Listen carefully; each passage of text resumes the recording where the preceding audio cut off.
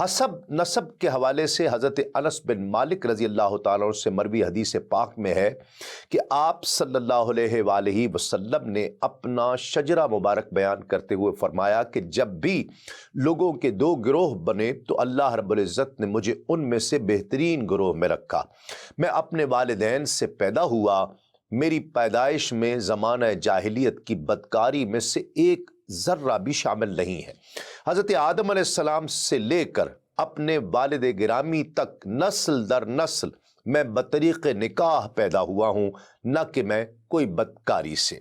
میں خاندان اور اصل کے اعتبار سے تم سب سے بہترین ہوں۔ ناظرین کرام، حضرت عبداللہ بن عبد المطلب کا ذکر مبارک کرتے ہوئے پیر کرم شاہ صاحب الازہری لکھتے ہیں کہ دنیا کا کوئی باپ آپ سے زیادہ خوشبخت اور بلند اقبال نہیں ہو سکتا ہے۔ آپ اس عظیم ہستی کے والد ہیں جو باعث تکوین کائنات ہے، اولین و آخرین، مرسلین اور ان کی امتیں، جس کے فیض سے فیض یاب ہیں، جو شفیع المذنبین ہے، جو فلک نبوت و رسالت کا ایسا آفتاب عالم تاب ہے جس کے طلوع ہونے کے بعد ہدایت کا نور اتنا فراواں ہو گیا کہ اس کے بعد کسی دوسرے نور ہدایت کی ضرورت ہی نہ رہی، جس نے اپنی شبانہ روز محنت سے انسان کا ٹوٹا ہوا رشتہ اپنے رب تعالی سے جوڑ دیا، جس نے انسان کے دل میں اللہ رب العزت کی سچی محبت کا چراغ روشن کیا، جس نے اپنی نگاہ کرم سے یہ جاں بلب انسانیت کو حیات جاوداں سے بہرور فرمایا۔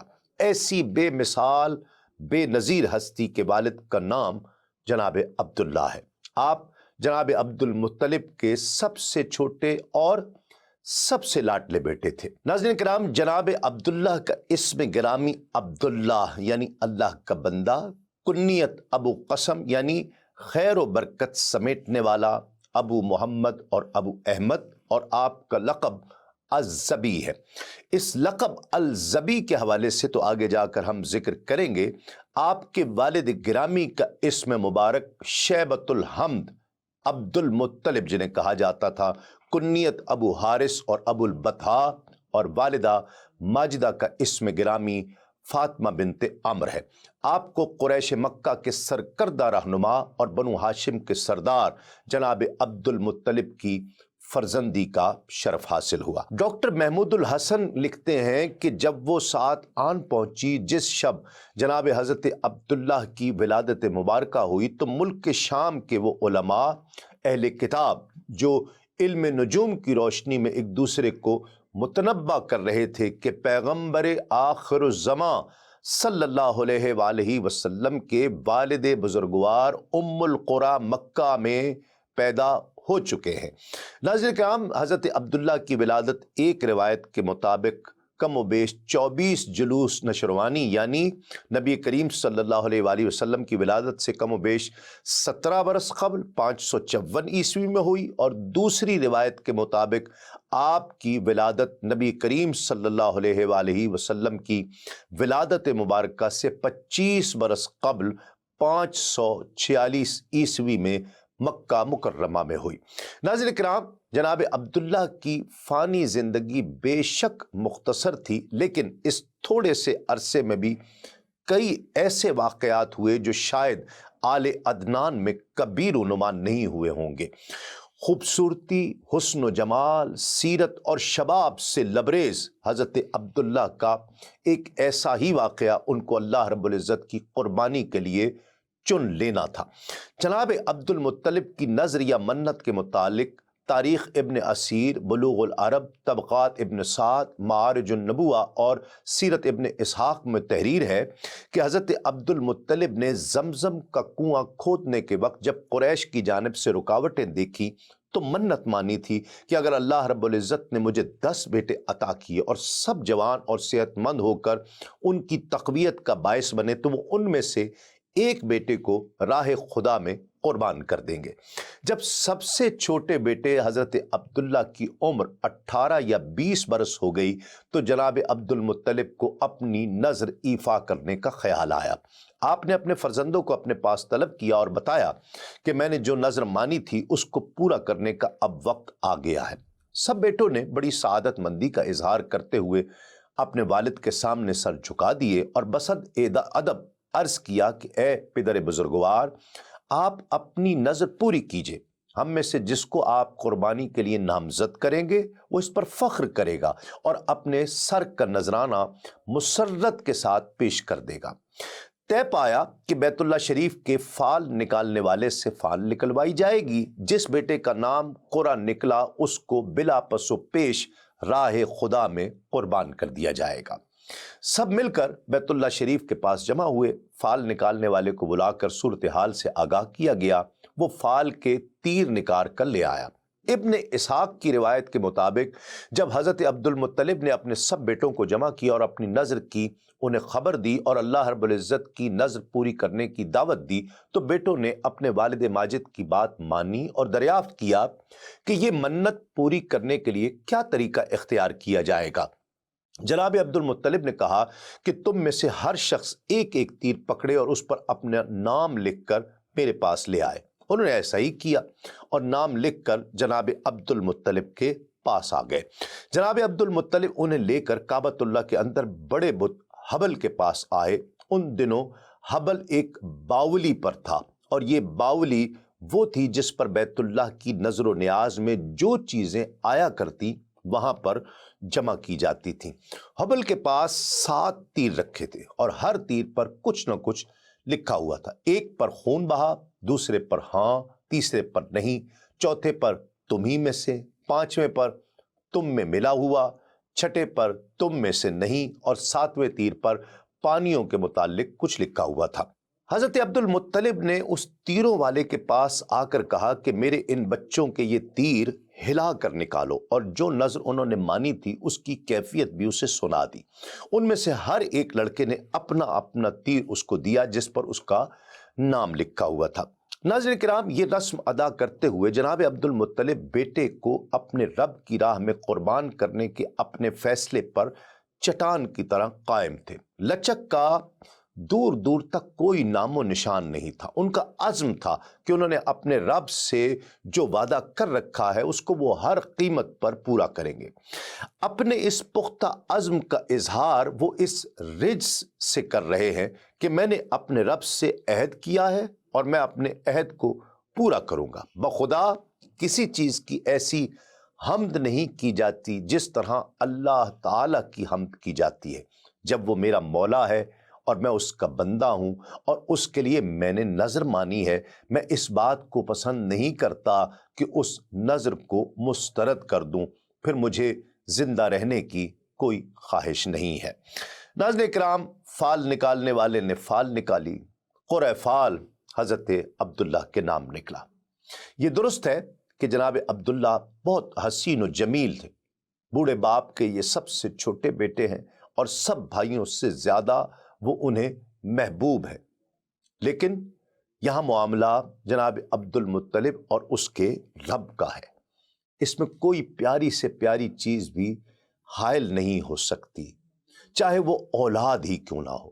اگر خالق نے قربانی کے لیے جناب عبداللہ کو پسند فرما لیا ہے تو عبداللہ کو اس کی رضا کے لیے ضرور قربان کیا جائے گا۔ چشم فلک نے حضرت ابراہیم علیہ السلام اور حضرت اسماعیل علیہ السلام کا واقعہ دوبارہ رونما ہوتے ہوئے دیکھا۔ چھری لائی جاتی ہے، جناب عبداللہ کو اپنے ہاتھوں سے ذبح کرنے کے لیے حضرت عبد المطلب آستینیں چڑھا رہے ہیں۔ اس واقعے کی اطلاع بجلی کی سرعت کے ساتھ مکے کے ہر گھر میں پہنچ گئی۔ قریش کے رؤساء یہ سن کر اپنی مجلسوں سے دوڑے چلے آئے، ہر فرد پر سناٹا طاری۔ سرداران مکہ کہتے ہیں، اے عبد المطلب، ایسا ہرگز نہیں ہوگا کہ چاند سے زیادہ من موہنے چہرے والا، پھول سے زیادہ نازک بدن والا عبداللہ ہمارے سامنے ذبح کر دیا جائے۔ ایسا ہرگز نہیں ہونے دیں گے، ہم ایسا ہرگز نہیں ہونے دیں گے۔ جناب عبد المطلب فرماتے ہیں، یہ میرا اور میرے پروردگار کا معاملہ ہے، اس میں دخل دینے والے تم کون ہو؟ بوڑھے باپ کے عزم کو دیکھ کر سارے سردار پھر بالآخر منت سماجت پر اتر آئے اور کہتے ہیں کہ ہمارے سردار، اگر بیٹوں کو ذبح کرنے کی رسم کا آغاز تمہاری جیسی ہستی نے کر دیا تو پھر اس رسم کو بند کرنا کسی کے بس میں نہیں رہے گا۔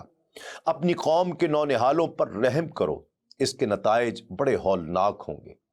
ناظرین کرام، پھر طویل کشمکش کے بعد یہ طے پایا کہ معاملے کے حل کے لیے حجاز کی دانا اور علم نجوم کی ماہر عرافہ کے پاس جاتے ہیں۔ علامہ ابن اسیر نے الحجر کی کاہنہ کے پاس جانے کا ذکر کیا تھا کہ وہ پھر جو فیصلہ وہ کرے اس کو وہ سب تسلیم کر لیں۔ سب دوڑے دوڑے یثرب پہنچتے ہیں اور وہاں اس عرافہ کے بارے میں دریافت کرتے ہیں، لیکن وہ وہاں موجود نہیں تھی۔ پتہ چلتا ہے کہ وہ خیبر میں سکونت پذیر ہے۔ سب لوگ وہاں چلے گئے، اس کو اپنے آنے کے مقصد سے آگاہ کرتے ہوئے فرمایا، اور وہ کہتی ہے کہ فیصلہ سنانے کے لیے مجھے 1 روز کی مہلت دے دو، میرا موکل آئے گا، میں اس سے پوچھ کر بتاؤں گی۔ دوسرے روز یہ سب لوگ بے تابی کے ساتھ پھر اس خاتون کے پاس پہنچے۔ وہ کہتی ہے کہ میرا موکل آیا تھا، میں نے تمہارے سوال کے بارے میں اس سے پوچھا تھا، اس نے حل مجھے بتایا ہے، پہلے تم یہ بتاؤ کہ تمہارے یہاں مقتول کی دیت کیا ہوتی ہے؟ سرداران قریش نے بتایا کہ ہم قتل کی دیت میں 10 اونٹ بطور ہرجانہ پیش کرتے ہیں۔ جواب میں اس نے کہا کہ تم اپنے وطن واپس چلے جاؤ، ایک طرف 10 اونٹ کھڑے کر دینا اور دوسری طرف جناب عبداللہ کو، پھر فال نکالنا۔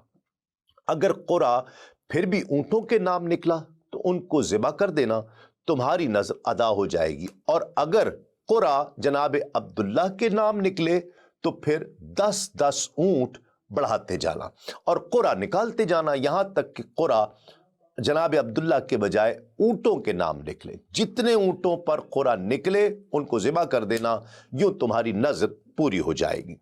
ناظرین کرام، اس کے بعد سارا کارواں عرافہ کے اس فیصلے کو سن کر مکہ المکرمہ واپس آ گیا اور اس کے کہنے کے مطابق قرآن اندازی شروع کر دی۔ 10 اونٹوں کے وقت بھی قرا حضرت عبداللہ کے نام نکلا، 10 اونٹ بڑھاتے گئے، لیکن ہر بار قرا حضرت عبداللہ کے نام نکلتا رہا، یہاں تک کہ اونٹوں کی تعداد 100 تک پہنچ گئی۔ اس وقت قرا ڈالا گیا تو حضرت عبداللہ کے بجائے 100 اونٹوں پر قرا نکلا۔ سیرت ابن ہشام کی روایت ہے کہ جب اونٹوں کی تعداد 100 ہو گئی تو تب جا کر تیر اونٹوں پر نکلا۔ وہاں پر موجود قریش اور دوسرے لوگوں نے کہا، اے عبد المطلب، اب تم اپنے رب کی رضامندی کو پہنچ گئے۔ جناب عبد المطلب نے کہا، اللہ کی قسم ایسا نہیں ہے، یہاں تک کہ 3 بار اونٹوں پر ہی تیر نکلے۔ پھر ناظرین کرام یہ عمل 3 بار دہرایا گیا اور ہر بار تیر اونٹوں پر نکلا۔ پھر عبد المطلب نے اللہ اکبر تکبیر کہی۔ جناب عبد المطلب کی بیٹیاں اپنے بھائی حضرت عبداللہ کو لے گئیں۔ حضرت عبد المطلب نے طے شدہ فیصلے کے مطابق صفا اور مروہ کے درمیان اونٹوں کو لے جا کر پھر قربانی کی۔ حضرت عبداللہ بن عباس رضی اللہ تعالی عنہما کہتے ہیں کہ حضرت عبد المطلب نے جب ان اونٹوں کی قربانی کی تو ہر ایک کے لیے ان کو چھوڑ دیا، یعنی جو چاہے گوشت کھائے اور کوئی روک ٹوک نہیں رکھی۔ انسان ہو، چرند ہو، پرند ہو، کوئی بھی ہو، کسی کی کوئی ممانعت نہیں۔ البتہ ناظرین کرام، حیرت کی بات یہ ہے کہ جناب عبد المطلب نے اس میں سے نہ خود کچھ کھایا، نہ آپ کی اولاد میں سے کسی نے کسی قسم کا کوئی فائدہ اس سے لیا۔ اسی حوالے سے جناب اکرمہ حضرت عبداللہ بن عباس رضی اللہ تعالی عنہم سے روایت کرتے ہیں کہ ان دنوں 10 اونٹوں کی دیت یعنی خون بہا ہوا کرتی تھی۔ دستور تھا کہ ایک جان کے بدلے 10 اونٹ قربان کیے جائیں گے۔ جناب عبد المطلب پہلے شخص ہیں جنہوں نے ایک جان کا بدلہ 100 اونٹ قربان کیے، جس کے بعد قریش اور عرب میں بھی یہی پھر دستور ہو گیا، اور رسول اللہ صلی اللہ علیہ وآلہ وسلم نے بھی پھر اسی دستور کو برقرار رکھا۔ دین اسلام کے مختلف امور سے آگہی کے لیے ابھی سنو نیوز کا یوٹیوب چینل سبسکرائب کیجئے اور بیل آئیکن کا بٹن ضرور پریس کیجئے۔